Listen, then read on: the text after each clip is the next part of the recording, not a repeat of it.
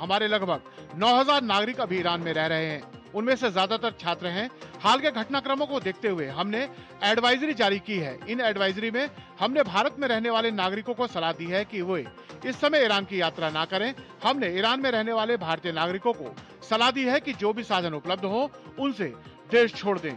हम वहाँ की स्थिति पर कड़ी नजर रख रहे हैं और जहाँ तक हमारे नागरिकों की बात है, हम उनकी भलाई के लिए जो भी जरूरी होगा वो करने के लिए प्रतिबद्ध हैं। संविधान सदन के केंद्रीय कक्ष में 14 से 16 जनवरी तक चलने वाले राष्ट्रमंडल देशों के अध्यक्षों एवं पीठासीन अधिकारियों के 28वें सम्मेलन का समापन हो गया। समापन के अवसर पर लोकसभा अध्यक्ष ओम बिरला ने कहा, ये संसद ही है जो जनता को जागरूक कर सकती है, सही दिशा दे सकती है। लोकसभा अध्यक्ष ने कहा कि संसद का लक्ष्य होना चाहिए कि वो देश के अंतिम पायदान पर खड़े व्यक्ति की आवाज बने।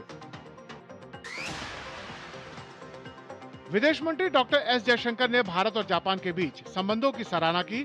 नई दिल्ली में आयोजित 18वें इंडिया जापान रणनीतिक डायलॉग के दौरान जापानी समकक्ष तोशिमित्सु मोटेगी के साथ अपनी बातों में विदेश मंत्री जयशंकर ने कहा कि दोनों देशों के बीच संबंध आर्थिक रिश्ते से बदलकर व्यापक और रणनीतिक हो गए हैं। अपने संबोधन के दौरान विदेश मंत्री ने मौजूदा अनिश्चित वैश्विक हालात के बीच भारत और जापान के साझा रणनीतिक लक्ष्यों की ओर मिलकर काम करने के महत्व पर जोर दिया।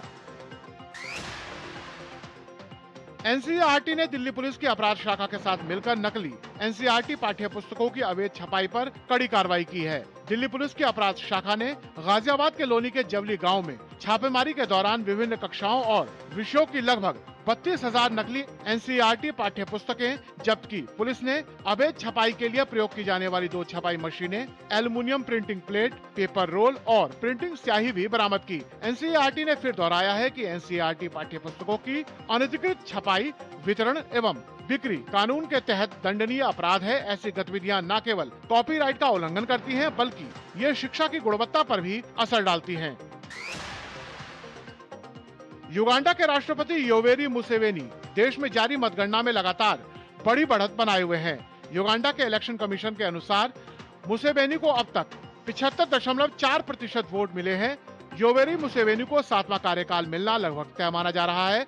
मुख्य प्रतिद्वंदी बॉबी वाइन ने चुनाव में बड़े पैमाने पर धांधली का आरोप लगाया है।